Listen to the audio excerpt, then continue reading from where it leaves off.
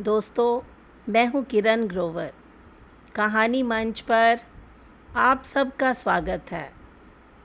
एक छोटी सी कहानी जो कि जीवन के प्रति आपकी सोच बदल सकती है। ये कहानी राम प्रसाद बिस्मिल के जीवन की सच्ची घटना पर आधारित है। कहानी का शीर्षक है माँ ईश्वर का प्रतिरूप। क्योंकि राम प्रसाद बिस्मिल ने माँ की आज्ञा मानकर अपनी प्रतिज्ञा भंग की। तो दोस्तों, कहानी कुछ ऐसे है।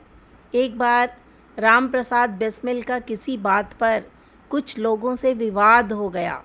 उन लोगों ने बिस्मिल की हत्या करने का प्रयास किया, लेकिन वे बच गए। बिस्मिल इस बात को भूले नहीं थे। वे उन लोगों से बदला लेना चाहते थे।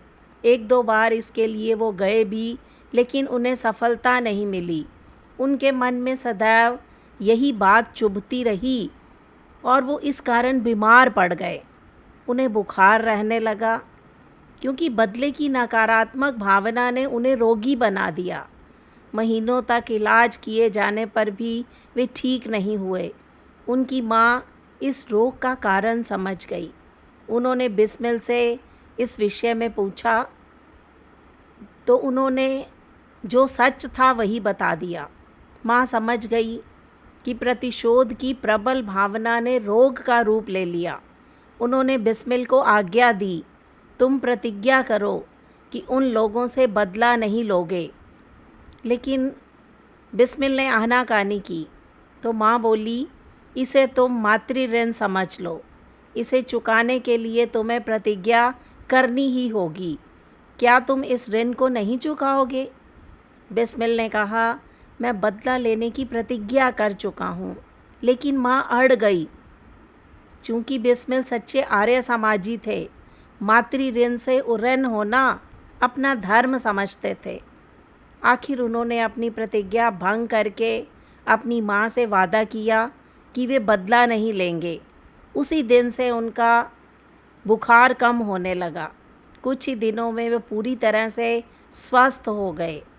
तो दोस्तों, माँ ईश्वर का प्रतिरूप होती है। उसके द्वारा दी जाने वाली शिक्षाएं सदा मार्गदर्शन करती हैं।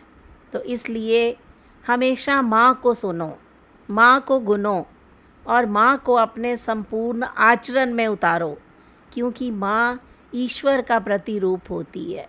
तो राम प्रसाद बिस्मिल जी के जीवन की सच्ची घटना हमें अपनी माँ के प्रति संवेदनशील बना सकती है।